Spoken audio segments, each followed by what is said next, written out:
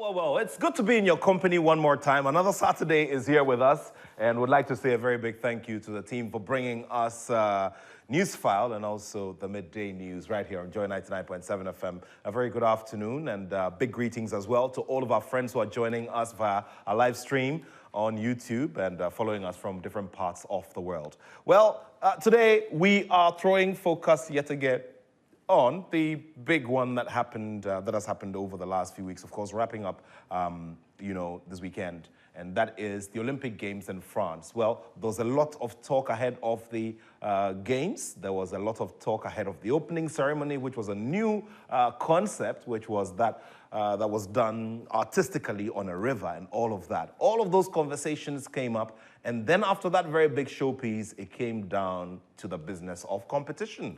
Now, Ghana's interest was in 7 athletes who, converged from different parts of the world to be a part of this one by virtue of their qualification. And we've seen the stories. We've seen how everything has gone. And based on that, we want to look at how we can build on this for another Olympic cycle. It's 4 years, 4 solid years to go for the next Olympic Games event. And as we always say, the countries who come there and make the impact are those who put in the effort and place in the resources so they can get there. And that's the reason why we want to explore the means by which we can all get ourselves there and make sure that we're performing at the highest level and earning the kinds of plaudits that we want to earn. I mean, you'd want to look at the African continent now and look at the exploits in the 200 meters events and what has happened, what it has brought the people of that nation with this triumph, ensuring that the president declared a holiday in the country. He also hasn't, done it in such a way that, this athlete who has gone out of the way to win this very special gold medal be celebrated, to start replanting and getting ourselves ready to harvest and harvest properly. What do we have to do? I do know that sometimes we go over these conversations over and over again. Yes, we do know that, but we have to keep talking about it. We have to keep, getting people's attention. We need to be giving reminders so that we get the right things done. So today, we're doing a review and we're looking ahead to the next 4 years and looking at what can be done. And one of the key people within the setup of our sport and our participation in these competitions is the president of Ghana Athletics. Over the last month, he's been on many of our platforms, getting us close to the team and also making sure that we understand what it means to qualify and participate at this very high level. We're having this conversation with him, this review conversation, as our main guest today. I'm talking about Boa Fuseni. Boa Fuseni has rich experience from being an athlete himself, from the educational tier through to competing at the national level. So he also knows what the bottlenecks are. At this time, he is in the saddle, but how much can he do and where does his elasticity get to in terms of limits, in terms of bringing resources together and making sure that our athletes are being supported properly on all fronts? Thank you very much for joining us for today's edition of the Joy Sports Link on Joy 99.7 FM. My name is Nathaniel Attoh, and today we are ably backed by the rest of the Joy Sports team. We're bringing you this between now and the top of the hour, 2 p.m. Okay, Mr. Boa, thank you so much, President, for joining us. It's good to see you again. It's good to be here, Nat. This your platform. It's a powerful platform. It's always a privilege. Thank you. Thank you. Thank you on your show. And we're turning 30 next year. Wow. Yes. It's been 30. It's just come. Just like yesterday. Oh, me. Well, let's get down to the business. I'm very sure that, over the period and over the course of time, especially as we got close to Paris, you had a lot of people call you and ask you about how well you think we can perform and place a lot of expectation on your shoulders, I guess. Yes, people were, especially with the relay team, the expectations were very high, and rightfully so, because people all of us believed that this team is a team of the future. This team will get to where we've never been to at least at the Olympic level. So the hopes were very high, but not on the individual athlete qualification, but the hopes were mainly on the relay team. So you could feel that the whole country was just behind this athlete. You could feel. I could also feel that, and I have more than 100% sure or hope that the 4x100 at least will make it to the finals. Let's talk about one aspect of the, of participating in these competitions that always comes up. And that is the aspect of what our contingents are made of, or how we compose our respective contingents together. You're the president of Ghana Athletics. I mean, you've got, what, 1, 2, 3, 4 athletes, 5 athletes yes. there. Yeah. And you're here in Ghana, for those who do not know, what would you say if somebody's, okay, so the president of Ghana Athletics is sitting here in Ghana, the team is there. Yes. I'd want you to explain how, the whole machinery works. Yes. Because especially of, the incidence of having like 3-4 times the number of the contingent that that made the news, for that other African country. Yes. Yeah. Normally, on a normal sitting, on a normal occasion, you could expect that the president lead the team to such a program or such an event at the Olympic level, because there are other auxiliary performance or duty that the president would perform, meeting other presidents, meeting the World Athletics, meeting the CAA. That's where all the lobbies are. And so, Babi, I decided to give my opportunity to my CEO to also attend, because I have attended a lot of, several of the Olympic Games. I was in Bahamas, I was in Pence, I was in the Douala, Cameroon for all African Games. So, and she had just assumed the office of the CEO. She needs that more exposure. That's why I asked her to lead the team instead of me. And some people wasn't happy about that, but I just have to let them know that it is good she also goes to learn. She also goes to meet the people from the World Athletics, to meet people from the CAA, to connect, because she's going to do the day-to-day running of the federation. I'm just going to be a leader of it, but the day-to-day running, communications, email, contacts, she has to do that. So it is also very important that she connect at that level. I'd want us to stay on this point a bit. And if you're just joining us, we're here on today's edition of the Joy Sports Link on Joy 99.7 FM. Quite a number of sporting disciplines are what you find here in Ghana, with Ghana competing locally and internationally and being affiliated to all international sporting bodies. Today, we're using the athletics president's eye as the big one that mirrors, the challenges and the potential opportunities that lie ahead of each federation that has the potential to take part in the Olympic Games, represent Ghana, and possibly win some laurels. We're doing a review of what we've seen there and how we can get this corrected within the next 4 years. And Mr. Bawa Husseini is my guest here in the studio. 055-1111-997. 055-1111-997 is for your messages on our WhatsApp platform. We'll be glad to have them to share. And of course, if you have any questions as well, you can join us with them.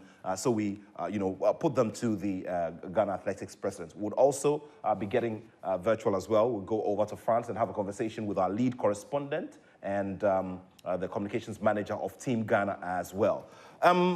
We're talking about the composition of teams that go there, because a lot of the time there is a lot of hue and cry about the numbers that our expectation is that we're going to see a lot more sportsmen than administrators and backroom staff. But sometimes, you find the opposite. I mean, recently we heard the story of Zimbabwe, for instance, who had quite a number of, So you were talking about taking part in some auxiliary events.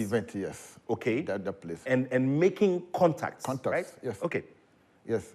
And making contact. Even the composition of the team, if we had even one athlete who has qualified to go, we will still have a team doctor, we'll still have a mazua, we'll still have a chef de mission, we'll still have a coach, we'll still have an official. So even if we had one athlete qualify, we'll still have 5 people, at least 5 people going with the athlete. Because the athletes need to be medically taken care of. The athletes need to administratively taken care of. The athlete need to be accompanied by a GOC official. He will do the chef de mission work, because the IOC don't know anybody there apart from an official from the Ghana Olympic Committee. And the athlete has to go with a federation administrator or federation president. And if an athlete needs massaging or treatment, the masseur or the physiotherapy going to be there. So if there's only one athlete who is going, we'll still have gotten 5 people at least, not counting the GOC president, the GOC secretary general. With Ghana qualifying or not, they will go because they are members of the Olympic International Olympic Committee. Yes, very well. So people have to take care of that. And if the athletes were even many, one physiotherapy will not be enough for them.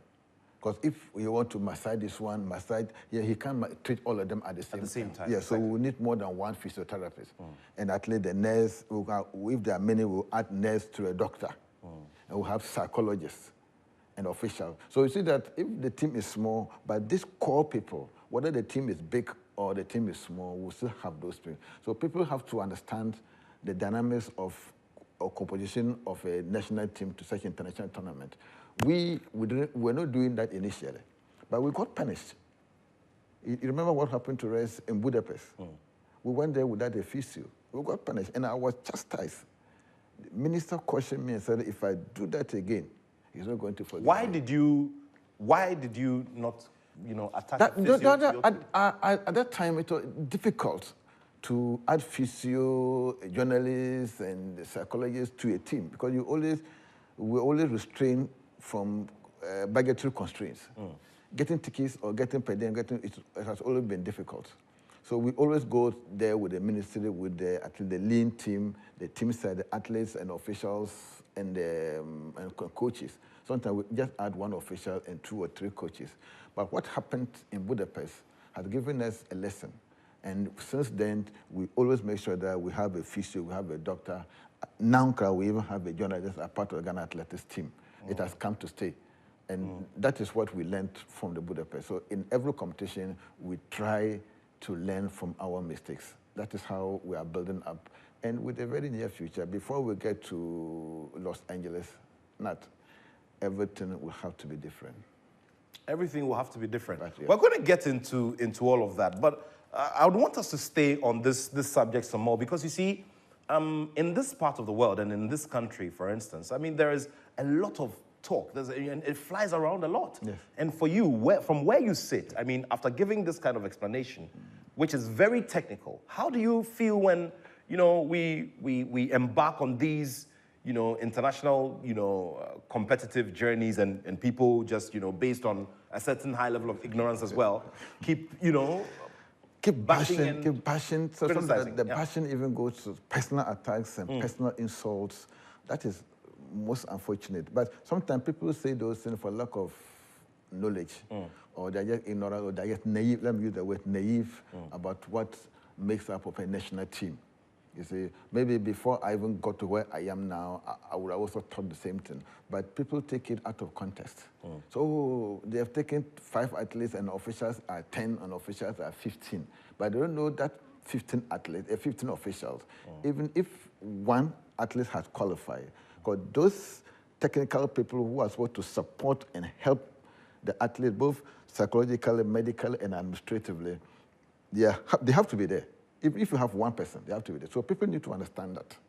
Because everybody is not going to be wasteful or to go and just sit down there and enjoy he or herself there.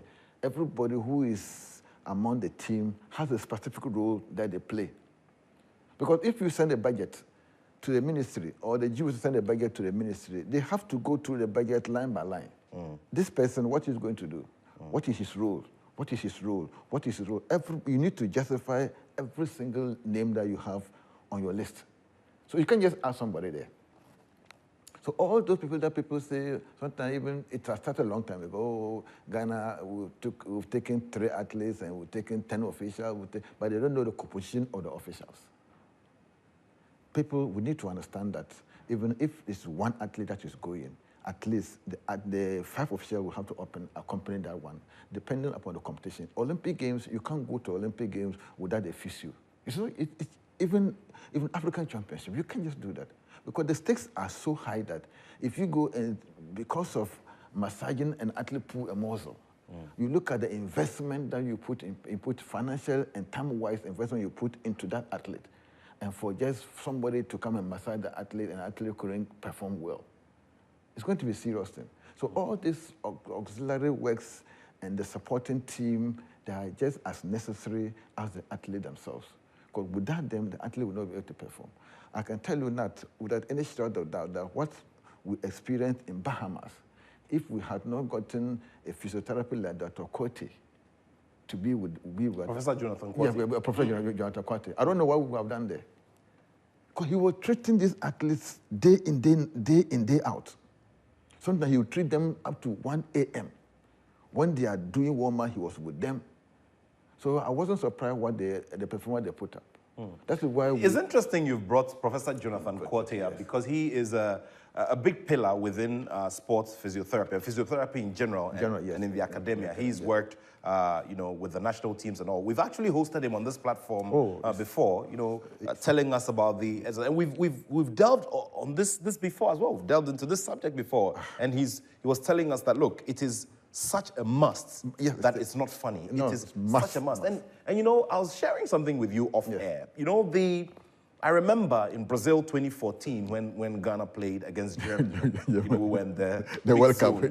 And I was just counting the number of officials, and it's and sometimes as well people want to add that analogy and apply it to our situation and say, listen, drink deep or taste not. If you don't want to do it, don't do it at all. Don't do it at all. We can't be going to competition like the Olympic or World Championship with half-baked team, or you go there with that one physio, or you don't even have physio, or you don't have administrator, you don't have the GOC member, you don't have the personal from the ministry, you don't have an official from the ministry. It doesn't work like that. It doesn't work like that. Because how can the whole team, Ghana team, participating in the Olympic Games or African Championship or World Championship, then you don't have a government representative in it. You don't have the federation member on it. You don't have a medical, you don't have a media person, you don't have a psychologist. These are all necessary persons that has to be with the team. So that if there's anything at all to be public or to be given out to the public, you have a journalist there who can give you a first-hand information. If there's a medical issue, you have a medical person there.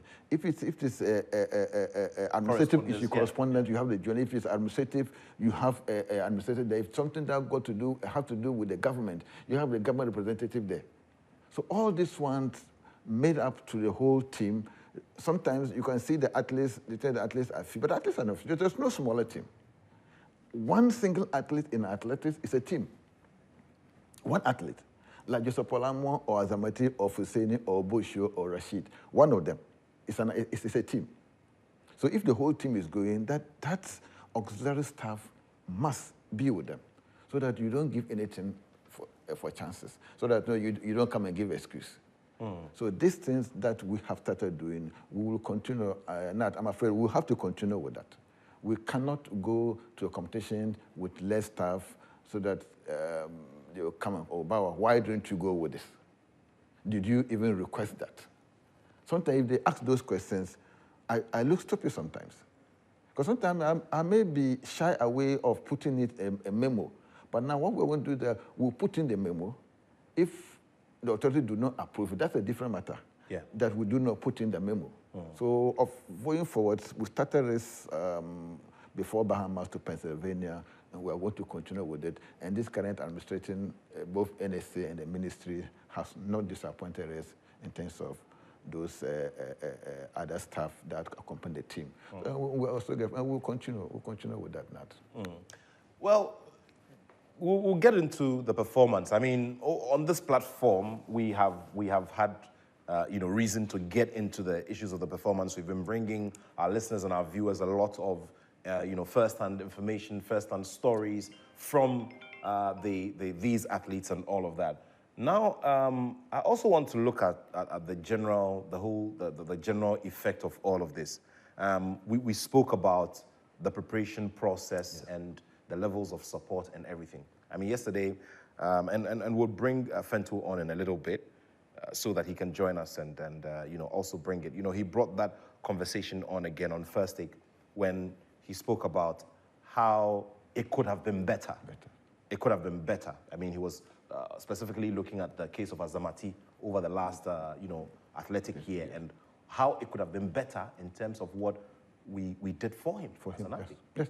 Um, the athletes have got so much potential to win this medal, and they're also fighting. They have the zeal, and they have the encouragement, and they have the potential to give us medal. And on their own, they can only do what they have done on their own. But an athlete fighting for his own will not be enough for him to get to where we want them to be. We actually have to do more than what we have done for them. Okay, we'll get into those details, but let's get into the developmental tier. There are loads of conversations about, even the structure from the educational level, the intercollegiate competitions and all of that, and how we even transition our athletes from that level into the tertiary level, and then we even recruit before we get them into our national teams and open them up for, competitions on the continent and, at the world level. Walk me through the life of a talented young athlete, and we'll use maybe Kwesi Kuma as an imaginary character. Okay, Kwesi Kuma, very talented in the sprints, started from primary school, and then got into senior high school, probably even got a scholarship, half scholarship, and went into Intercorp, performed amazingly well, drew attention. How then does Kwesi Kuma get up there to the national team? Let me start from the educational system that we have. The educational system and the Ghana Athletics program doesn't scrutinize. The synergy between that is very, very weak. I must emphasize that it's very weak. So when we identify an athlete at the senior height level, what we normally do is that we encourage that person to be part of, or we invite the athletes to the junior national team. If we have junior competitions around West Africa mostly, we take them through, like what we did to Rose. Rose, we saw her when she was 16, 18 years.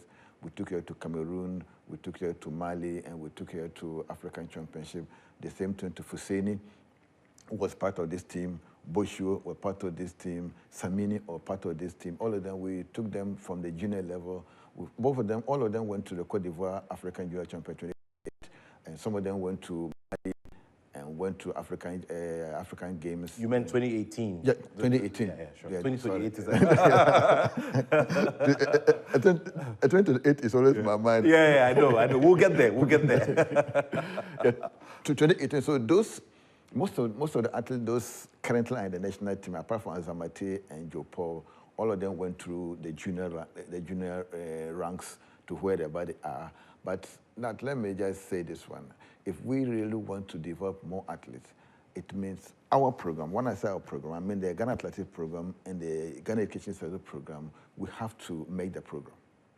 So that it just be like what the US are doing or the Jamaicans are doing. But we doing ours separately, they are doing theirs separately, doesn't actually help. Until we get to that level where their program becomes our program becomes their program. Because they have the athletes, we have the technical know-how, we have the equipment, we have the authority, and they have the materials. So the only way we can develop athletics very fast is for us to work together as a mutual institutions, so that one doesn't see superior over the other. So that with that, we can replicate the Jamaican system, or we can replicate the US system. So that when athletes is being identified at the school level, he go through the school system, we'll pick him up. Either we'll send him to the university, or he go to the Ghana Armed Forces or the security services, or we send him to US for the collegiate system. Or we develop that at locally, like what is happening in Zambia and in Botswana and in South Africa and in Kenya. They are localized their professional training within their country. So all the athletes you see, the Zambian that won the bronze medal in the 400 meters, the Tobago from Botswana and the Kenya, all of them are trained, are based in their country. They train their country, they go out and compete and come back. So we have to also do similar. Thankfully, we've gotten an agent who is going to help us do that. And let me just chip this one too. In order to produce professional locally, we have been given 5 opportunities to send our athletes to the center in Nairobi. Not Nairobi, Dakar, Senegal, for next season. So for next season in Ghana, we are sending 5 of our athletes to there so that we don't put our everything that we have to the U.S. collegiate system. If we put that U.S. collegiate system, what about if it fails? What do we do? So henceforth, we will still ask our athletes to go to the U.S., but we also have to have our local domesticated program that will train our professional athletes, either in Ghana here or we send them to Senegal. But Senegal is going to be the first thing. And thankfully, too, with the University of Ghana facility now, we have a several conversation with the University of Ghana Sport Directorate. We just have to have an accommodation place there, place of residence or hostel. Then we'll apply for high performance center. We'll get the high performance center, we can get very well-renowned coach that will come to Ghana and train. That's why we can produce or we can turn our potential athletes into international champions. Meanwhile, we'll still maintain the American school system where we'll encourage athletes not to go to the colleges because we say the colleges, the benefit of the colleges is very minimal. But we will encourage athletes to go to either Division 2 or Division 1. Sometimes the Division 1, the entry requirements are so huge that they need very good academic record and very good performance. We can help them get the academic record. We can help them get more tuition at the schools so that we don't send our athletes to the colleges. They should go to the athlete Division 2 and Division 1. That is where the big monies are. That is where the big competitions are. That is where they meet the big fish in the deep ocean. They can struggle with them. When they come out, then they become international stars. So these are the developmental projects that we want to, but first and foremost that we need, as a matter of necessity, to work with the Ghana Education Service. We need to work with Ghana because they have the schools, they have the material. We also have the technology, we have the officiating, we have the equipment, we have the mandate to determine certified results. They have the materials, they have the schools, and they have the PE teachers. What is preventing us from working together to produce the athletes that we're all looking for? Because we don't have that until they come from the school that we pick them. So it is absolutely necessary that we work together to get that done. Apart from that, getting the athletes to go to collegiate system in the US, we need to streamline it. We can't just be throwing our best athletes to go to junior colleges to go and spend 2 years and no. We have to prepare the athlete very well for them to go at least to go to the junior college, to go to the Division 2 or Division 1. Apart from that, too, we also have to have our domesticated program where we can train our program in here or at least send them to Senegal for the center there for 1 season. Within the high performance training centers, they have opportunity to go to France and base in France for 3 months and do all the European competition around Europe. I don't know why you can remember Gina Bass is a Gambia athlete. She's at the camp there. Now, yes, Senegal have 110 hurdler. He won the African Championship. He came here for 2018 West African Championship in Cape Coast. He won it, and the last African Championships in Cameroon, he won it. I saw him at the Olympic at the semifinals. All of them are trained at the Senegal Center. So for the interim, before we build our hostel and get our hostel facility ready for them to apply for high performance center at the University of Ghana, for the interim, we will send 5 of our top athletes to Senegal to prepare them for the 2026 African Games. These are some of the things that we plan to do. But so that plan is also subject to a lot of things, and that's where we always find ourselves a little wanting. Funding is always a big issue. Let's try to get on, to France and Paris and have a conversation with Fentou Tahiru Fentou. Fentou has led our coverage. Fentou is leading the coverage of multimedia at these games. Fent, good to see you, and it sure has been a number of days of interesting twists and turns. We've been talking about, our system here and climbing the ladder to the top, if you can, and how a talented young athlete can go through a certain structured system to get to the top and represent Ghana. You've been interacting with some of our colleagues from other countries around the world, and Tell me what it is that Ghanaians need to know about how other countries, especially those who are dominating, are doing in terms of this structure, which can always get these athletes properly prepared and properly cooked, in quotes, to perform at the highest level. Good evening, Nat. Just testing to make sure that my sound is clear. Is it very good? Very, very good. I can hear you loud and clear. Everybody can see you as well. Right. Okay, thank you.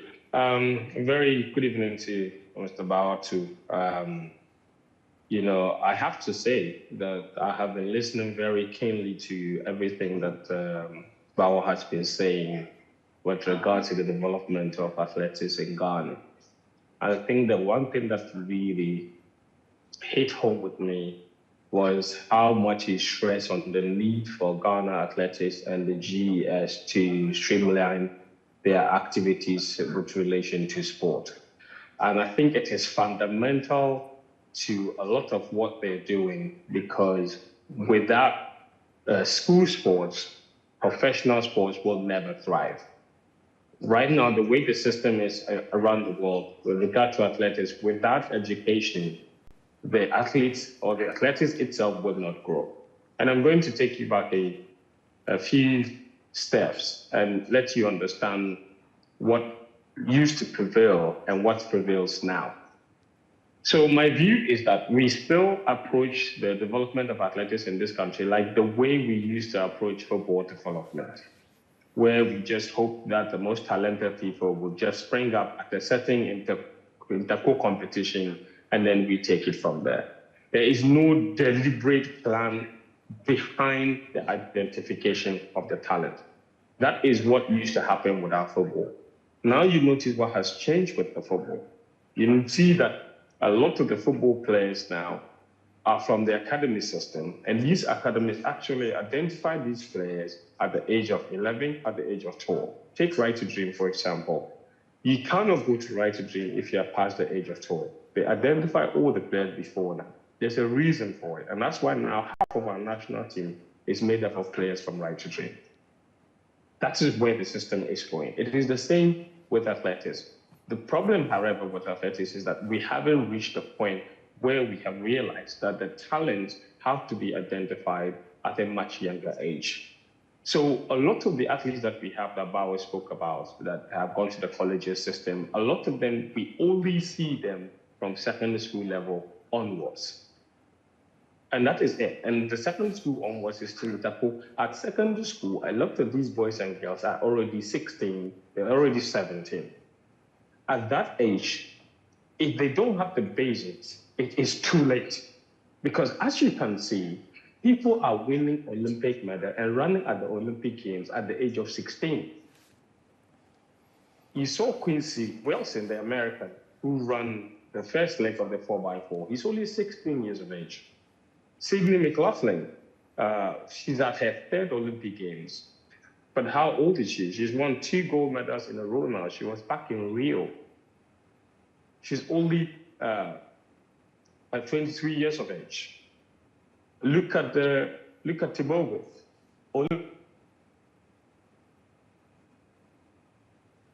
All right, so would re-establish contact. Okay, so go ahead. Can you hear me? Yes. Yeah. Go ahead. He's yes. So look at Tibogo. He is an Olympic gold medalist at the age of 21. He's a world championship silver medalist in the 100 meters. And he won that last year at the age of 20. He got a bronze in the world championship at the age of 20. Most of our athletes, in fact, for those that actually go to the collegiate system, and Bauer will tell you, all of them who take them from university. A lot of them actually, we take them from university. Azamati transferred from University of Ghana, Saminu transferred from University of Ghana, Bosio transferred from University of Ghana, Joe Paul transferred from KNUST, Martin transferred from KNUST. A lot of them are transferred from university. At that point, it's a little too late. And Bauer is right when he says that we need to have our own program. And our own program has to be, and I think that getting a high-performance center is a really good step, especially to ensuring that we fix that problematic gap between the collegiate season and then the professional season, where our students or our athletes basically don't have anything to do or don't have competitive training or programs or competitions when they finish the collegiate system and then the major championships, which are always in August. If we have our own high-performance center, we can cure for that gap. That gap is probably one of the reasons Rosie Aboa didn't get a medal at this competition, because the 6 weeks between her winning the NCAA championship and the Olympic Games, I don't think she got the highest level of preparation. She didn't even enter any high-quality competition apart from the African Championship, which was a disaster anyway in terms of organizations and quality and a lot of other things. Well, a lot of her colleagues were competing in Diamond League competitions and training the high performance centers. She was back in Cape Coast for 2 weeks. We know Cape Coast, the track is not even certified. How much more gym material, nutrition, all these things, you can't take them for granted. They're extremely important. And the environment in which she found herself obviously didn't help. So it will be important to get a high-performance center. It can fix a lot of these things. But I think fundamentally, what we need to do, we need to invest in a few things. I think, number one, I honestly would urge the government to think about creating or just aligning a certain athletic center to maybe a football academy. And the good thing is, yesterday night, I had a 3-hour lunch with Tom Bell, CEO and founder of Right to Dream Academy. And I asked him the question, would it be possible, for example, if I say I wanted to partner and I say I like track and field, and I say on your Right to Dream campus, can I come there, for example, and come with an investor and build a track and then use your classrooms to bring the students so the student can go to school there and run track at the same time? While the ones for the footballers are going to school and playing football, we build a track and then have a combined program. He asked me what would be the business model for something like this. And he said it is entirely feasible because they already have the classrooms, they already have teachers, they already have everything. And they even have some extra land as well. That's what I'm saying. Everything is there. It's actually a great conversation that we had. All that is needed is to build a track. And then you can now have track runners. Let's say he has 250 children there for football. Let's say you even have track runners who are also maybe 50. And all of them are from primary school. They enter there from age 8, 9, 10, 11, 12. That is primary school up to JSS. That is the level that sporting talent are identified now. If you're identifying talent at age 17, age 18, like we're doing to a lot of our athletes, it's a little too late for them to get the basic. And that is why a lot of even our footballers who don't go to the academy system now, they go abroad and they struggle. Because by that point, they have absolutely zero basics of the sport. And then they go abroad and then they transfer to certain clubs. They don't last, they come back home. We need to.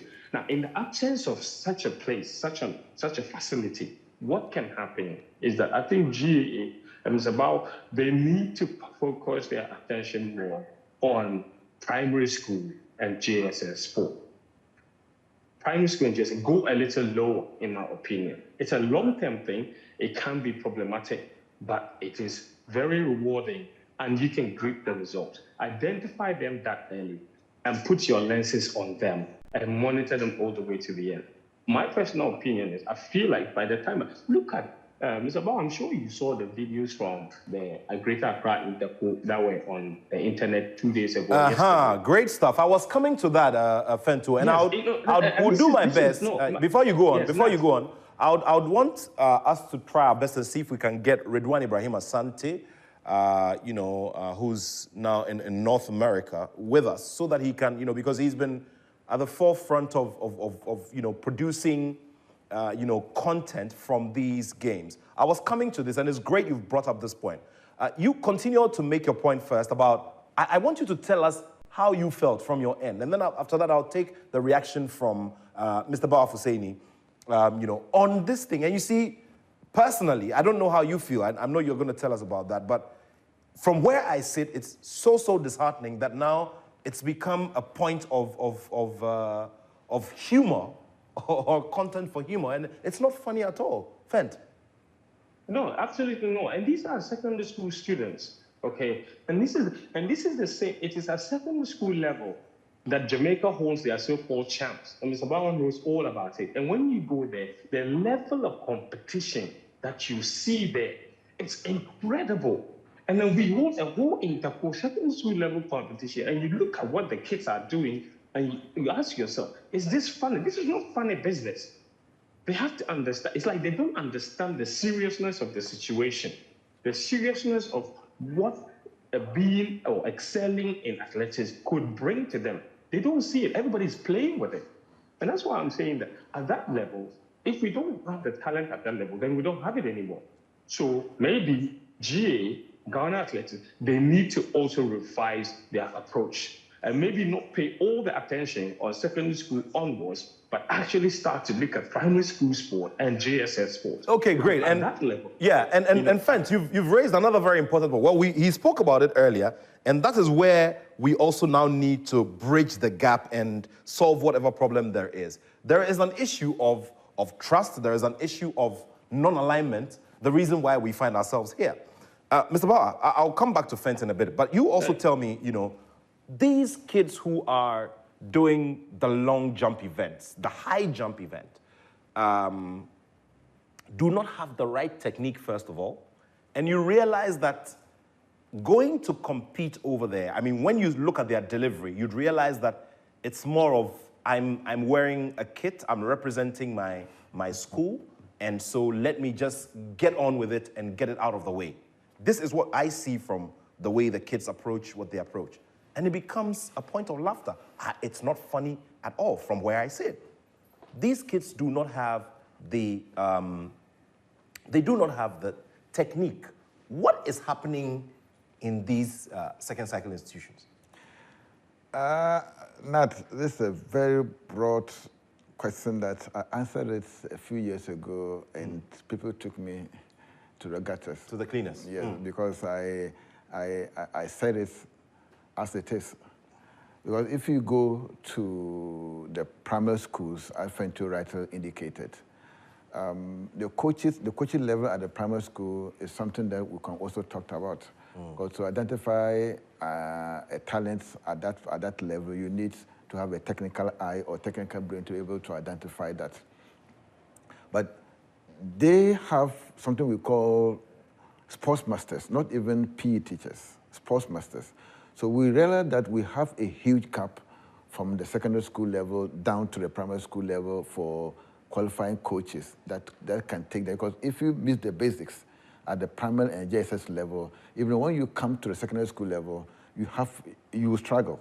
Even if you struggle because you are naturally talented in that sport and you go further, you have a limit that you can, because your foundation is not strong.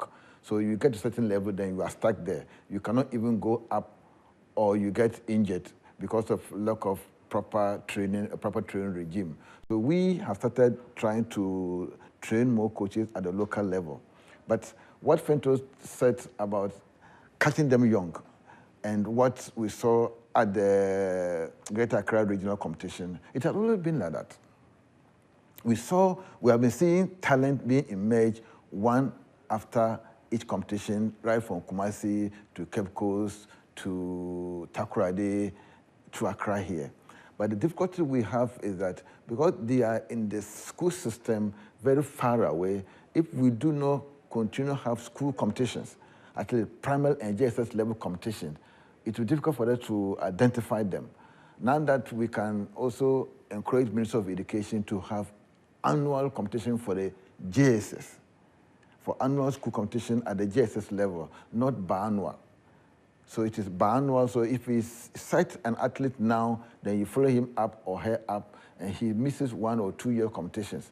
Before you go up, it turns out differently. So if we can have the GES to revise their annual programs, both basic and senior high school, then we can identify them, we can follow them, because we're also trying to encourage the athletes not to do athletics alone. They have to combine the athletics and the education.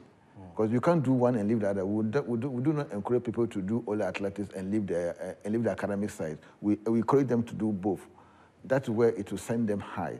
So if you get that, if you have that regular competition from the schools, together with our 5 or 6 competition annually, we can just follow one particular athlete from the GSS level to the SS level to the university level.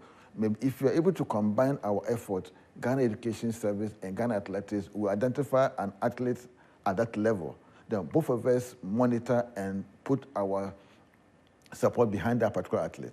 Before that particular athlete gets to the university, he will be an international athlete. Like Tobacco won World Junior Championships in 200. So her exploits at the Olympic level, it's not a surprise, because people knew how he developed. He can even run 44 in 400 meters. He's all-rounder athlete. But he started it as a juvenile athlete to the junior athletes and now to the senior athletes. Just like Hussein Bolt started. Just like this lady, friend, you can remember, Alison Felix. Yeah. Alison Felix. Yeah. And the girl who did the 400 and had the 400 headers and 400 flat. All these athletes started at the juvenile level, 15, 16. Alison Felix won World Championship when she was 18. James Karami won the World Championship when he was at the age of 18 from at Daegu, World Championship in Daegu, South Korea. So all these top athletes, you see them winning the Olympic Games, winning the World Championship game, they didn't just get to that level from adulthood. They started it from the basics, from the age of 15, 16, 17 years old. He just talked about the U.S. athlete who ran the 44 at the age of 16. I just saw their World Championship in Eugene when she placed 4th. That's why he ran the 4x100. That's why he ran the 4x4. He was 4th at the National Championship in Eugene. 16-year-old athlete. When we went to Penn, he was in Pennsylvania. At that time, she was placed 4x4 at 45. It was the talk of the stadium. So if we can also do that together, that's why I always insist that we have no option at this stage to work with the Ghana Education Service to have the primary school, junior secondary school competition annually, so that we can all work together to get this developmental path. Even though we can only get them after the interco, that's around 8. Which is rather late in the day. Late in the day to get to the world or to the Olympic level. Fent, you wanted to add something to this point. Yes, and Bauer and the GA and the GES, all of these people will not succeed without facilities. And that is why I am so disappointed. And Mr. Bauer himself has spoken about it. He and so many, in fact, the GA were the most excited when the government started this whole youth resource centers thing. Because the idea was that they would finally be able to have tracks all around the country. And so when you identify these talents from GSS level, GA can liaise with the various regional education offices to even do competition every 3 months at that facility. But right now, if they hold competition in the Upper West region and at JSS level, and they see talented kids who are 13, 14, and GA has written them down in their database, how do they keep them active? They can't bring them from school. Like Power said, it is tied to the academic calendar. So you can't carry the children from school while school is ongoing and bring them to Accra or to Cape Coast for competition every other 3 months. Nobody would allow that. But let's say that if these facilities were all done and they all had centers, were supposed to have counseling centers, they were supposed to have classrooms, they're supposed to have all these other centers inside those facilities. If they were done, Bauer and the GA could get their own coaches to go around the country. Every few months, they will go and host a competition at the Upper West region. It's easier for them to bring talent from Tumu, from Jirapa, for a one-day competition in Wa, so they can all go back home. That is much easier to do compared to having to bring everybody from Wa to Accra, then bring everybody from Takrady to Accra, bring everybody from Ho to Accra. It won't work because they are an association with very limited resources. However, If we had facilities available at all these centers, it makes access easier because there's another issue of accessibility. A lot of those people that you see that we're laughing about, nobody is talking about the quality of the track at Elwa. Because why are they jumping? Why are they training in a facility like that? It is so shameful. And that is one of the issues. They are forced to go there and do it because there is nowhere else they can go. Nowhere else that they can go. And that is a big problem. So, I mean, these are children in Accra. Imagine what is happening in the various regions without a track. So we have a big problem. And those who also have the track even have issues. Those new ones that have been constructed even have their own issues already. They're not certified. Bauer knows all of them are not certified. But even with that, even if they were available, they are not available. It's the problem. Not one is available of all the tracks they say they are doing, the youth resource center, they say they are finishing 4, they are finishing 5.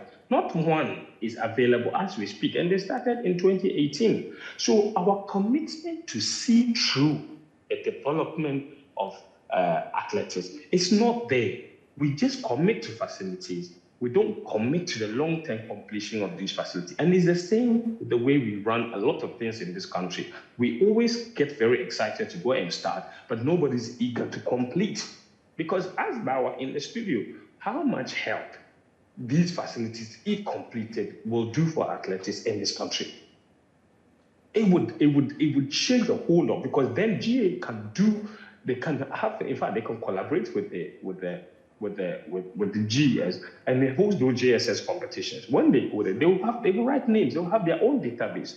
And then those database of athletes that they will have in every region, they can go around the country every few months, organize a competition in Wa, go bring the Upper Easterners together, organize their competition in Navrongo, they used to have something they call national circuit. They used to go around the country.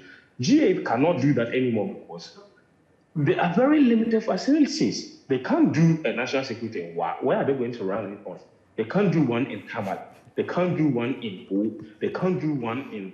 They can't. I used to go on every single one of them. And even at that time, we only did 3 venues. We did Cape Coast, we did Ho, and then we did Kumasi. Those were the old, and then Takrady. But now, even those places are inaccessible. Takrady, there's no track anymore. Kumasi track is deteriorated to a level that is not acceptable. The only one that can pass for a track is... I mean, you're talking about Babayara, right? Yes. Okay. Babayara, and they redid the track without consultation to the people who have the right technical know-how, like the GE. They just laid something on a concrete and go and see what it looks like right now. So I'm saying that the GA, the development of athletics by Ghana Athletics, it is not exclusive of government's role. Without the government's commitment to facilities, to even training of coaches. What should we leave the training of coaches to only Ghana Athletics? We leave training of coaches to only GFA. That's a problem. There has to be a deliberate national program to train coaches.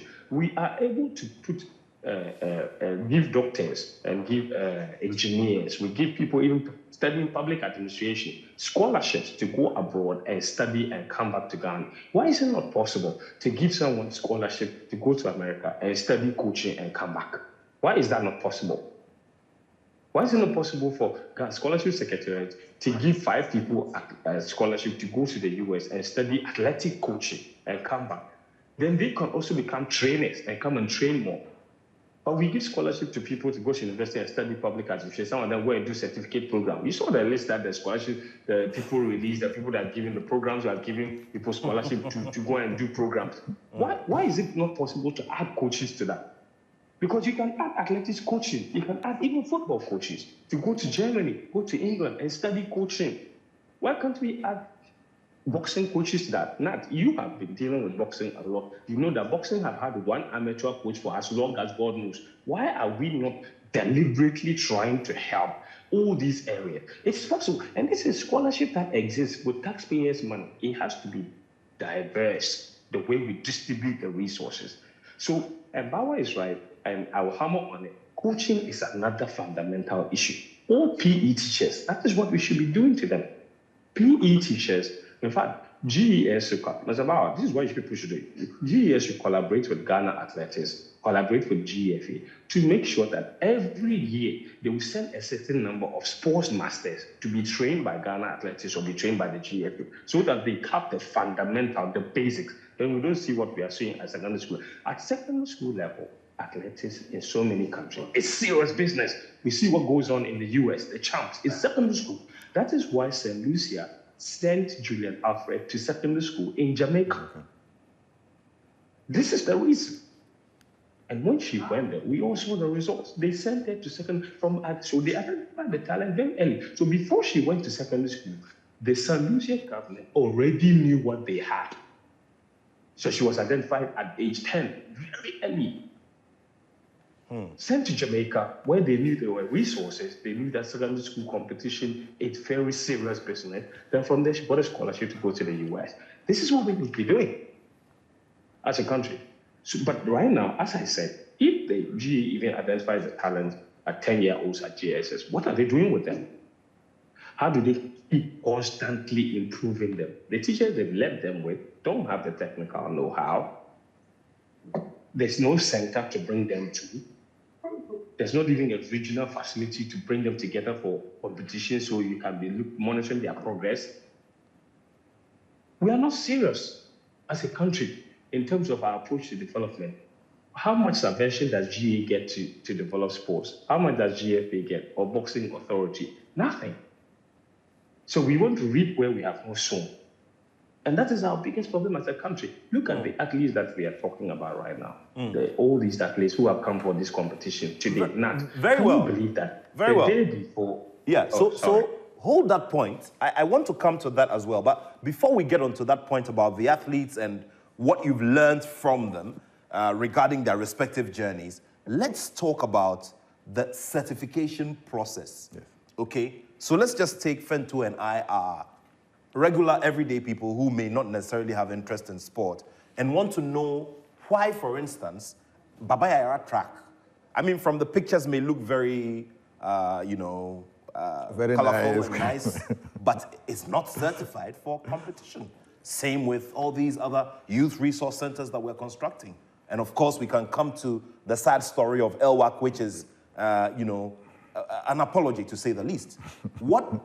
How do you go by, or how do you go through the certification process for these tracks? Let me go back when Kumasi was being reconstructed. Very well. For the AFCON 2008? No. For the recent one? Yes, the recent one. Just about 2 years, or 3 years ago. Very well. The renovation. That was the renovation. Yeah. I had a win of it. So I approached the minister at that time, said, this thing that you are doing in Kumasi is so important. Exactly. That they cannot have a tracks without certification. So let's get a certified contractor to come and work on it so that we can get certification for the World Athletics. I spoke and spoke and spoke till I was advised that, Baba, don't you think that those who are working on it, they don't know what they are doing? Then I backed off. Even Koforidua, I even met the CEO, the Director General, Chief Executive of the Ghana Youth Authority, Honorable Pius. I went there with some samples, and I told them, look, I have, Mundo is there, let's get Mundo involved to get this thing done so that we can use those facilities for international programs. All what I did, it didn't go far, and I also just backed off. If you go to Kumasi, as a layperson, you may think that the track is good. The track is not good. It's undulating, the lines are not straight, it's not satisfied. So even each and matter how important Kumasi is, we cannot still do an international competition in Kumasi. And I would have wished that this African Championship we are going to hold in 2026, we send it to Kumasi. That is where we can get the crowd. The enthusiasm of Kumasi in terms of athletics and sports is unmatched in the whole country. If you go to Kumasi to do athletics and you see the number of people that comes there to watch, what we saw in the African Games will not even come closer. But if we are going to construct technical infrastructure like tracks, which is very expensive, tracks, man, is very expensive, that we don't do it well, then we do it anyhow, within 2-3 years, we can't use it, then what is the purpose of constructing it? I was so excited that the current government was doing the 10 multi-purpose stadium or community center stadium for the whole country. We have Yendi, we have Ho, we have Navrongo. We have so many of them. If we are able to complete that, not within the next 6-7 years, Ghana can produce an Olympic champion. Not only constructed, but they have to construct it and construct it very, very well, so that we can use it to get times for our international competition. We can use it to qualify our athletes for international competitions. But as it stands now, even in Kumasi, if you go and run any record or good time in Kumasi, we cannot use it for any international competition. The only place that we can use our record for international competition is Legon Sports Stadium. The rest, we can't use it. And not that we can't do that. We can do that if we are given an opportunity to do it. We can do it. The Legon tracks, we have to step on people's toes to get the backing for the minister and the Dr. Bello to get it fixed. To get it fixed. Because I can show you the number of times that we have to send people visa on arrival to come and fix to come and work on the Legon tracks.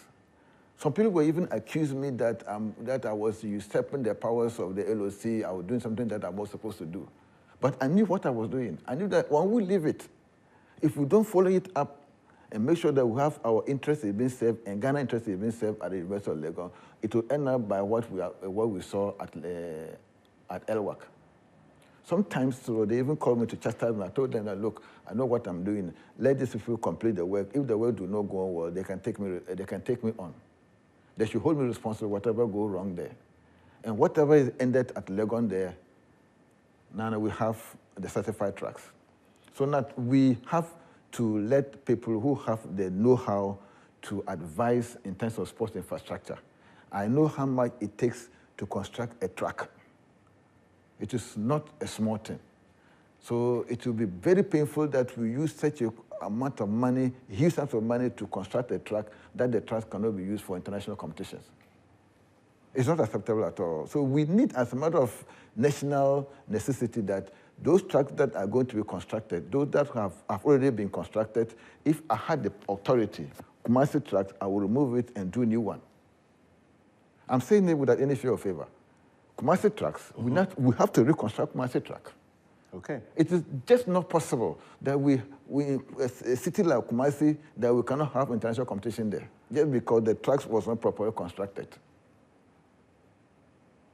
In Douala, they have 3 Cameroon, which is even which is not even the capital. They have 3 certified stadia For athletics. For athletics. When we went where we were supposed to do the competition, there was issues there. So they simply moved the competition to different stadium, which was about 15 kilometers away from the city center. If those tracks were not to be certified, we could have gone to that tracks. So imagine we are hosting an international competition in Ghana here, and we have issues at Legon. Maybe there's no accommodation, we can't hire a hotel, it means we cannot have an international competition. We should have options, so that if we cannot do it at Legon, we should be able to go to Kumasi, or go to Takoradi, or Cape Coast, or Tamale, or Ho, or Yendi, or Navrongo. This is how we can develop our athletes. Because if we identify somebody in Safiyu also, a talent Safiyu also, who is a student, do we have to bring every talent to Accra or to Accra to train?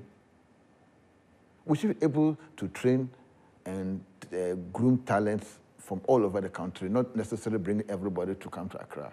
We have that issue, which is very difficult for us in terms of funding.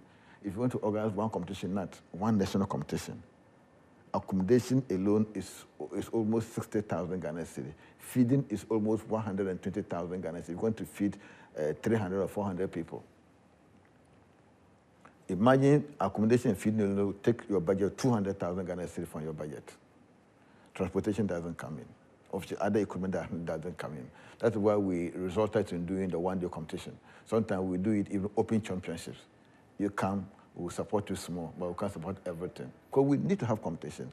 But this infrastructure is a matter that we need to look at it as a national project, that we can do it, that will stand the test of time. Not that we do a track which is very expensive, within 2-3 years, or we do a track that we cannot use it for international competition, or we cannot even use it for our national trials. We cannot even use it for our national competition, because our national competitions is being recognized by the World Athletics. We submit the results to the World Athletics. And when you submit, the first thing they ask is, where did you do it? Which stadium? They say, okay, Community Sports Stadium, is it certified? You can also lie, because they have all the data, because they are giving the certification. If you say it's a certificate, okay, give her the proof. Who comes to certify that? You cannot say. And our national result has to be internationally accepted. Just like Nigeria, what they do in Nigeria, what they do in Kenya, what they do in Botswana, what they do in Uganda, what they do in Zambia. Because they have national trials, which is recognized by the World Athletics. And we cannot just have one certified trust in Ghana.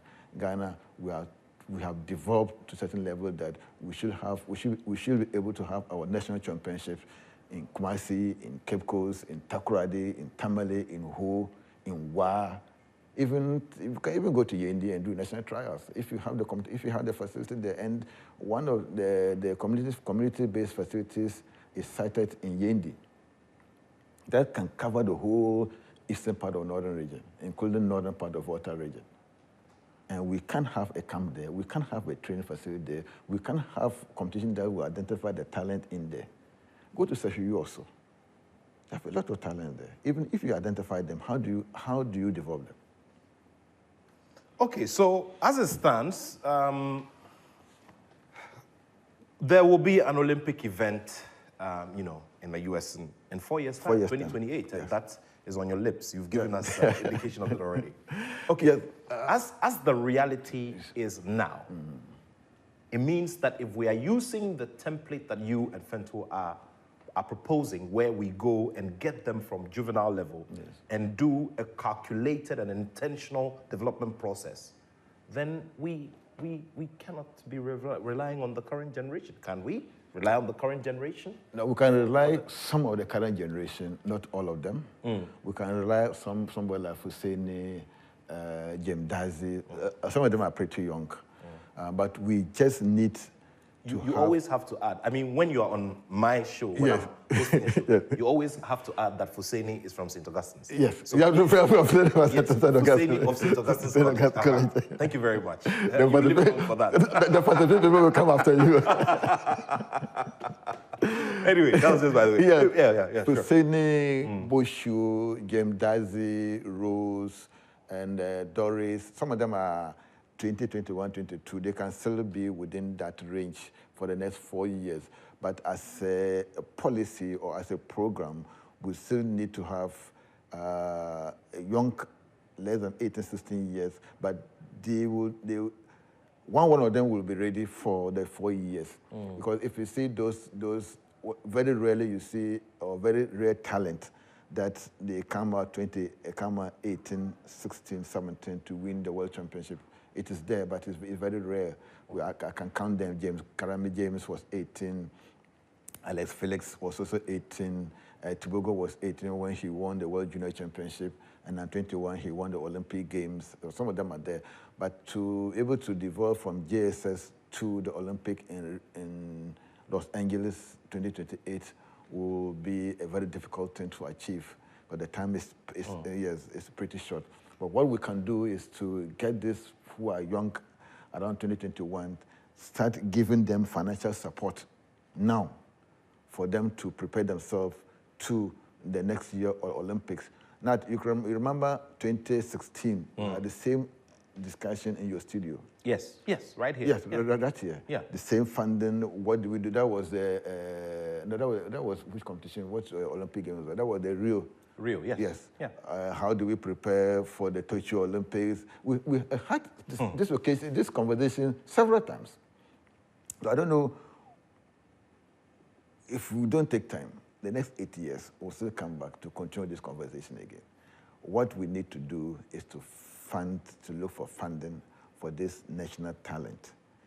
Let them follow them, their programs, their progression, right from now to the 2028. I've made this as one of my projects that I want to be the first president of Ghana Athletics to win an Olympic medal. That's what I said in my inaugural speech.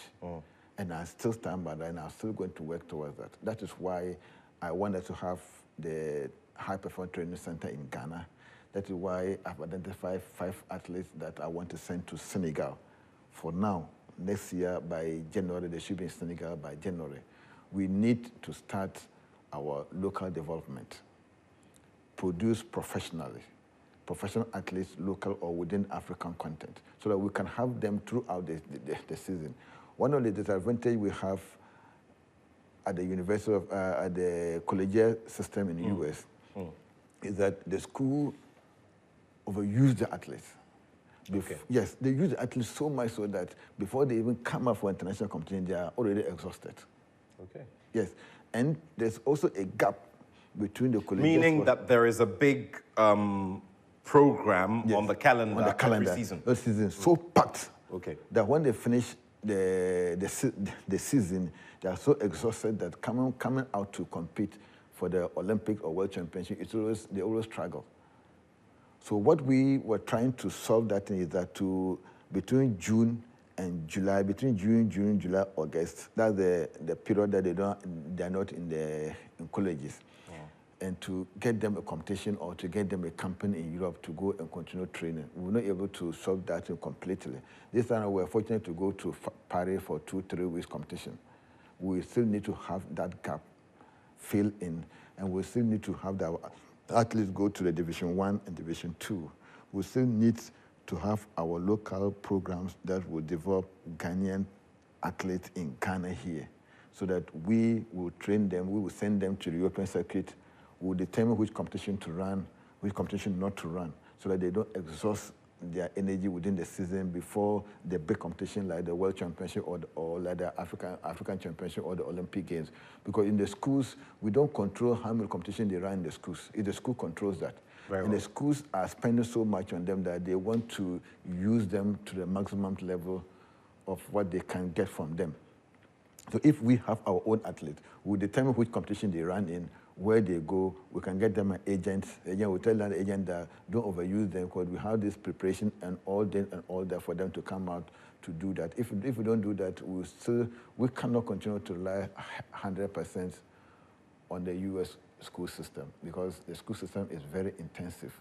So we need to go along with that too, with the school system, with our also local program. Either we send our athlete to the Senegal High Performance Training Center so that we can monitor them very, very closely. The people have done that. Why can't we do that? Zambia have done that. Through that, they've gotten Olympic bronze medal for the first time. Tiboko from Botswana, they also is a homegrown athlete. Kenya, almost all the international athletes are homegrown, even though they also go to the schools in US. We have the same problem with Nigeria. Almost all their athletes are in the US system. You see what happened? You see what happened to both countries? Let me just quickly share some messages that came. Let me refer to some that came, when we had our various legs of qualification in the athletics events, yes.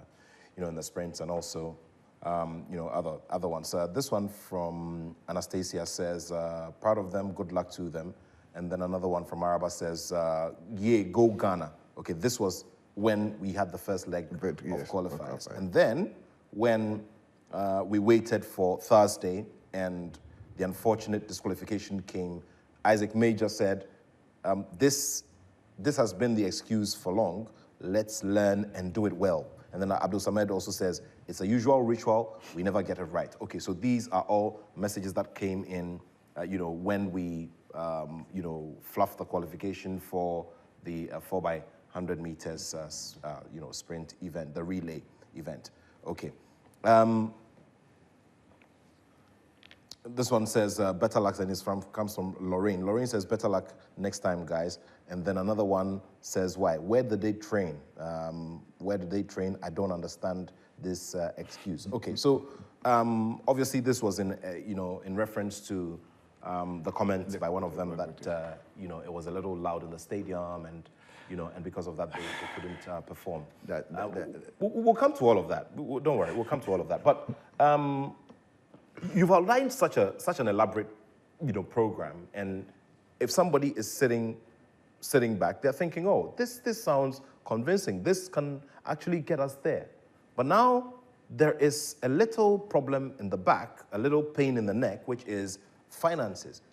Have you thought about how we can develop sustainable means of funding, without relying, because at the end of the day, that's always the problem, that we do not rely on government for everything. The Ghana FA, in a way, have given us a bit of an example with how they have managed to go around the situation, even though they still get very, very heavy funding from government. Yes. How do we, have you started putting figures to these development programs? For instance, that one where you're going to have some 5 top athletes go into high performance training as, in insurance for the future? Yes, we started this last year with a document we produced called the Goal Chase. The Goal Chase, we did it through the Olympic Games. The funding has been the fundamental issue that we face as a federation. But with the Senegal one, I have made my mind that even if we do not get support from the government, we are going to use our grant to pay for them to go to the Senegal. It is just absolutely necessary that we send the athlete to Senegal. And the funding I just have to urge government to also come on board. If government cannot give us, or the state cannot give us the direct funding, they should open or get a corporate institute, a corporate body, or a government agency, like what they used to do, GMPC for the Ghana football, where they were getting $3 million every year for Ghana football. Similar arrangement could be done for the federations around, not only Athletics, but other federations too. Maybe they can say, Ghana Gas, take Ghana Athletics, GMPC, take volleyball, Gapoha, take table tennis. If we're able to do that, and that we have dedicated source of funding, no matter how small it is, from a dedicated source, so that we know that every year you are getting 100,000, 200,000, 1 million from this particular institution, then you can plan very well on that. But apart from we do not get that support from the state, apart from when you are traveling, you submit your budget for the competition, and sometimes it comes, sometimes it doesn't come. We have decided to go on my own way to use my connection with the World Athletics and CAA to get this program going on. Because we cannot keep on saying one thing or the same thing and expect different results. Every day. What level of funding is available with World Athletics? I mean, you go to FIFA, for instance, and yes. FIFA have their FIFA Forward program. At the time, it used to be known as the Goal Project because it was introduced under Sepp Blatter's era. Other regimes have taken over, and it's moving. It's people, administrative bodies under FIFA always get grants for administration and also for special projects, from development through to infrastructure and all of that. So, question is, what is available at World Athletics that you know of and want to take advantage of in terms of opportunity, so that we can get this done, if not full scale, 70%? Yes, there's something we call athletic growth at the World Athletics, that you submit your proposal, just for the proposal. If it goes well or it's in line with the World Athletics program, they give you funding. They give you half of funding. You fund, when you complete, then you submit your results or report. If to meet their standard, then they give you the balance of it. That's what I try to get for the Senegal program. Even if I do not get that one, I have the leverage to use our grant, the 15,000 they give us annually. I can take 6,000 out of it, pay for these people to go to the Senegal, and we'll manage with the 9,000. We won't use it for competitions anymore. We're going to use it to run the office. Once we have a very good office or secretariat, that you can use the secretariat to get more funding from outside. Previously, we used that 15,000 to organize competitions. But now I've told my office that no, let's use the 15,000 to run the office, use the 15,000 to look for more money for the federation. So use the 15,000 for the federation. And apart from that, I can also speak or negotiate with the African Confederation of Athletics in Senegal for them to feed the athletes in Senegal. We will buy tickets, and they're traveling and their travel monies or their allowances for them while they stay in Senegal. So these are the 3 ways that I plan to execute my Senegal project, which is dear to my heart, and that I can come back January next year to tell you that 5 athletes are in Senegal training. I will also write to the World Athletics to tell them that, look, this is where we've gotten to. We need your support to get at least one facility apart from Kumasi and Accra. To get 1 track, certified tracks apart from Kumasi and Accra. Because to justify track in Kumasi and Accra is so difficult at international level. But if I say maybe we are going to Safiyu also, I'm saying we are going to Savulugo, or I'm saying I am going to Akimoda to construct a track there, because in that catchment area, there are so much talent there, but they don't have a place to train. And it's difficult for me to get the funding from the states because of A, B, C, D. But if you are able to support us to get that facility within that catchment area, we should be able to produce an African champion the next 4 years, to produce an Olympic champion within the next 12 years. And I could get the progression of the athlete that we identify within the area, add it to the document and send it. This is what I want to do going forward, and this is the project that I want to embark, so that my pledge of getting a medal at the Olympic Games in Los Angeles 2028, I will realize that, and I'm praying hard. Los Angeles 2028, we will come, but more conversations to have around that. If you're just joining us, we're still here, you know, halfway through the conversation this afternoon as we look at ways by which we can get this perennial problem solved. I mean, we have had conversations here. The president of Ghana Athletics, Mr. Bao Fusini, has you know, reminded us that we brought up this conversation some 4 years ago right here in this studio, and this keeps recycling itself because we keep encountering the same problems over and over again. What are we doing right? What are we getting wrong as well? We need to look at all of those and address them so that we can move forward and make sure that we have a better outlook at the next Olympic Games in the United States of America. Let me just get back to France and take final comments from Fento so that he can go. And I'll do it in 2 parts with you, Fento. What I want to look at is the stories away from Ghana and the big performers. You know, those who have brought the news and made the news. 100 meters and 200 meters. Normally, we're all used to one athlete hitting both, hitting that double. And you saw Noah Lyles, first of all, struggling very hard and using the technical means to win it, which is valid, which you have to give him credit for, because he used the widths as well. But then he couldn't make it for the 200 meters event. And then he starts referring to medication and all of that. And it hasn't been received very well. What do you make of all of that, Fent?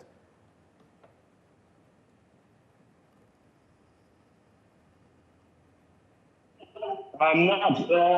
I'm happy pushing the record because just now, while you were asking the question, a new Olympic record has been set. Great stuff.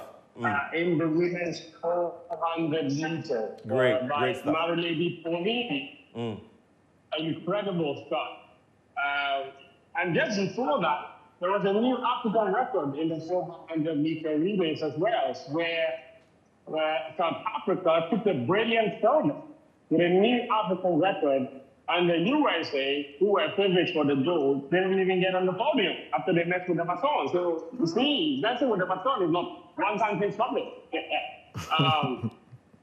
And Canada obviously took the silver. So, it's been an incredible Olympic Games, I have to be honest. I'm currently inside the stadium, so I'm not sure how well you're hearing me. If you're hearing me well. I can hear you loud and clear. I can hear you. Go ahead. Go ahead, I can hear you. Okay. Okay, very well. You know, so, but you mentioned Noah Lyles. Yes, I think that Noah Lyles deserves a lot of credit because the 100 meters was not an event that he was expected to win. I mean, he's a world champion. But even with that, there was still a lot of doubts over his ability to win the 100 because his specialty event is the 200. And you add that to the fact that he wasn't even the fastest man in the world or has never run a 9.7 before coming into this competition. that belonged to the Jamaican, Shane Thompson, who had run the world's fastest time, 9:77. And in all of Noah Lyles' career, running 100 meters, the personal best was 9.82. 9.81, which he ran in London just before the Olympic Games. So there were people who didn't even think that he was capable of running a 9:7. And you look at the 100-meter final, and everybody knew that to win gold, somebody needed to run a 7. And Noah Lyles did step up to run a 9:7, and he won by 0.005. And I'm glad that Bauer is sitting in the studio for all of those that would attempted to say, oh, they stole for him. They forget that the system that World Athletics uses, the system that GAA uses, Ghana Athletics, they have multiples of those. And that system has been used in the past maybe 20 years to determine results, to separate 4 from 5, to separate 6 from 7. But because those ones, there are no medals attached, people have never really had achievement. But there have been results that have been much, much closer than what we saw in this 100-meter final. And in those circumstances, the total finish system that World Athletics uses was what was used to separate those 2 results. And so the same system was applied here. Anybody who understands athletics had no arguments whatsoever. So everybody knows that it's not about whose foot crosses the line first, whose head crosses the line first, or whose hand crosses the line first. It's whose torso crosses the line first. And your torso is basically the part of the body from your navel up to your chest. And that's why some athletes dive at the finish line so they can get their chest across first. It doesn't matter where their leg is at the end of the race. What matters is where your torso is at the end of the race. And so Noah Lyles won, fair and square. It was slim, yes, but he won in the end. And credit to him. He talks the big game and delivered the big game. The 200, on the other hand, I was one of those people that thought Noah Lyles would have a lot of trouble in this 200. And that was all depending on how he was running in the early round. In the semifinal with Nathaniel Attoh, you could just see he had a bit more energy and a bit more guts in him. And that was Attoh. You add to the fact that he had extra motivation in doing this for his mother, who passed away earlier this year at a very young age of 44. And I'm glad that the president of Botswana has made sure that his mother is honored properly. I mean, honored posthumously for what she has done for the nation by giving birth to this great young man. Absolutely. And that is exactly the woman that has stood by him, gave him confidence when he doubted himself.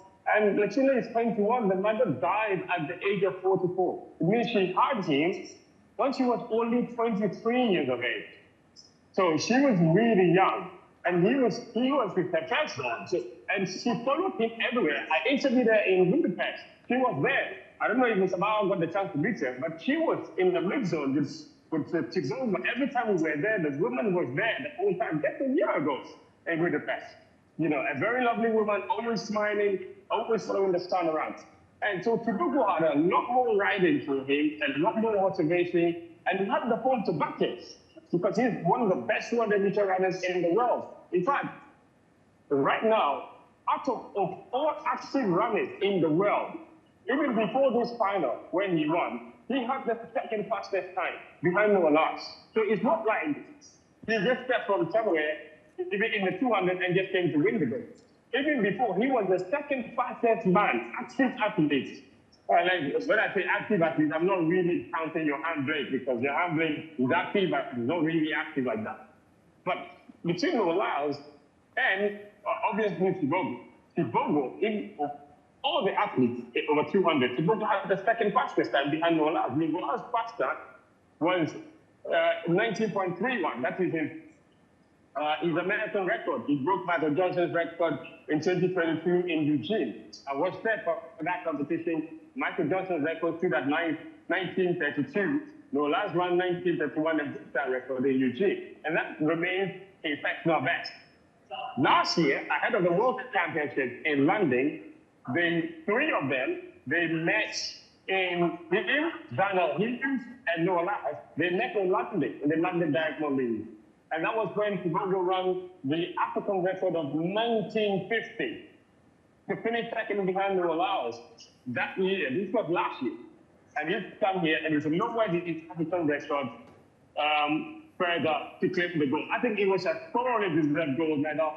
Laos obviously revealed after that he had COVID, and now he's decided to end his participating at the Olympic Games in order to focus on recovery. He was supposed to run the final leg of the 4x100 meter relay for the US. He was even supposed to run the 4x4 as well, because he wanted to win 4 gold medals.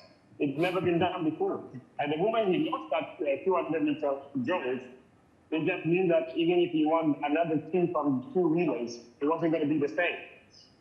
He famously said in the Netflix documentary that the 200 meters is his wife and the 100 meters is his side chick. And so yesterday after he lost, somebody said, well, yes, you did it. That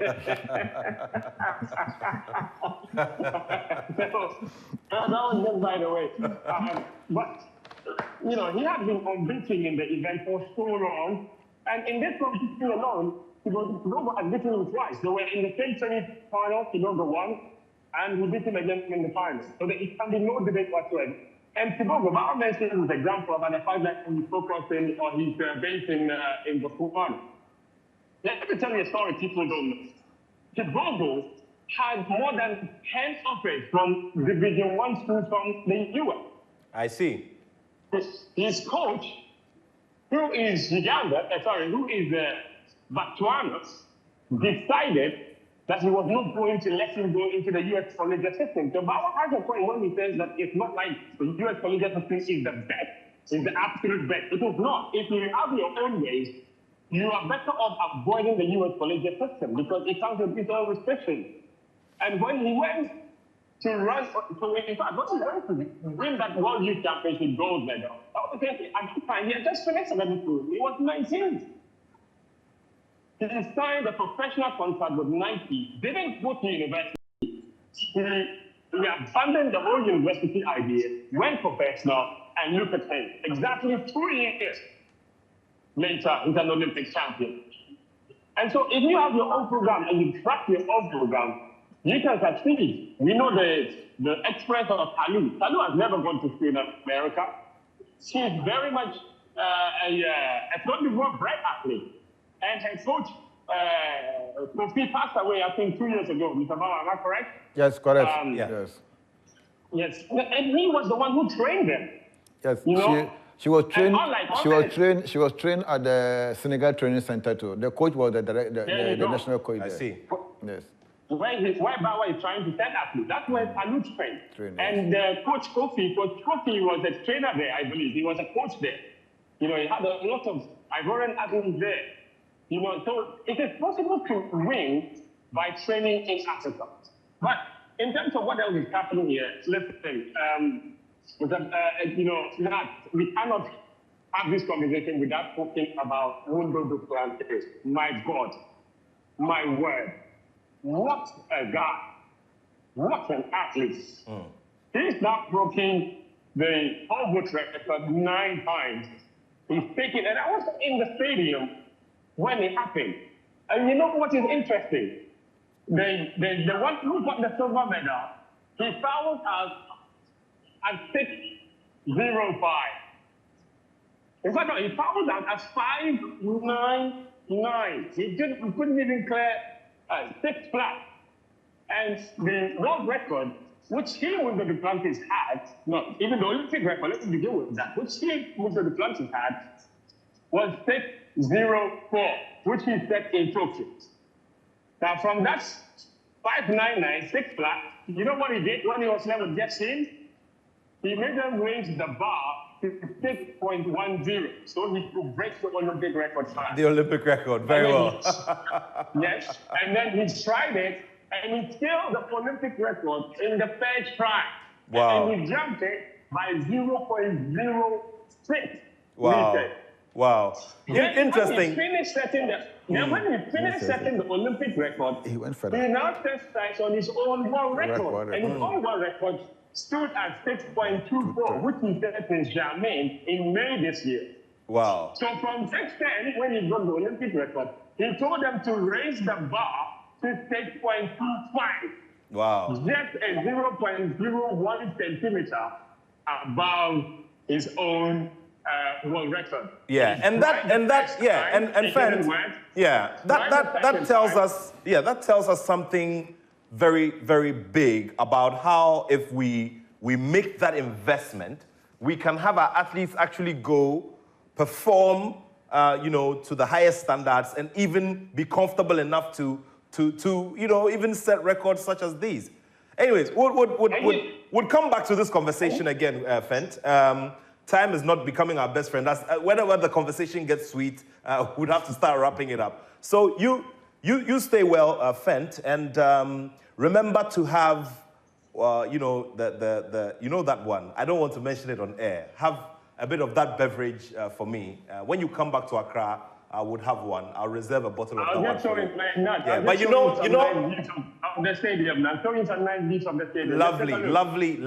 Lovely stuff. And this is a massive investment. We aspire to this, but it's going to take a while. It sure is going to take a while. Yeah. Thank you so much, Fent. have a wonderful time. And like I said, that beverage, we'll talk about that one later on.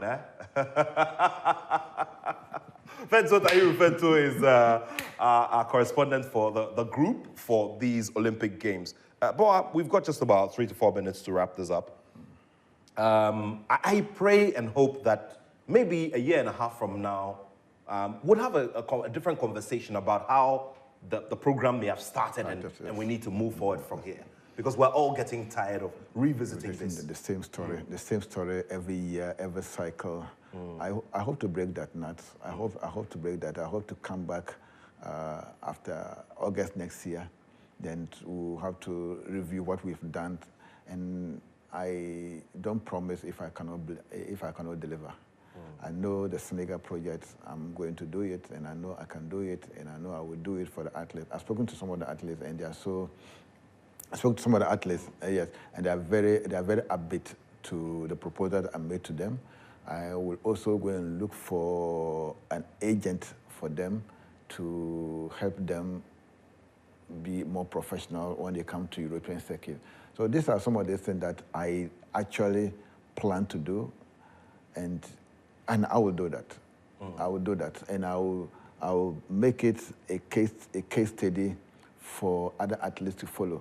Because now, whatever we do now, every athlete in Ghana here want to go to US, and I can tell you that the benefit that we are getting from the US system is not what we expected. So we can also rely 100% on that one. That's why we are coming out with this Senegal project and the local project. I want us to come back next year in August this time. Then we'll come back. I'll tell you the developmental story. Okay, the developmental story, according to Mr. Baaf Husseini, who's president of Ghana Athletics, he says that there will be a new approach and we have to start looking away from places like the United States of America because the system being run there sometimes doesn't favor our athletes technically and also competitively. So that is the new direction, and we said it right here. We're hoping that we can come back and say something different and look at something different in terms of where we've gotten to. Of course, there are many other aspects of it, which is government's commitment and the commitment of the whole society, corporate Ghana and all of that. These are all things that we're going to be revisiting as we go along, especially with our thought leadership platform, so that we can bring a full solution and get this done. That projected partnership between Ghana Athletics and the Ghana Education Service, we have to make happen. It has to happen because, in our era, something must be different and something must change. On that note, would like to say thank you to all of you for being a part of the show today. Thank you to everybody following from here in Ghana and around the world. We always bring you these conversations with all the key personalities at the center of them. Next week, we sure are going to bring you a wonderful personality interview as well. And so you all stay well. Coming up very shortly will be the Joy Headline News at 2. And thanks to the whole production team here. We'll be back next weekend with another Joy Sports Link. In the meantime, you all stay well, keep it here with us, and always remember to click on the sports page of myjoyonline.com for more of our stories. My name is Nathaniel Attoh, and I have love for sport. to start replanting and getting ourselves ready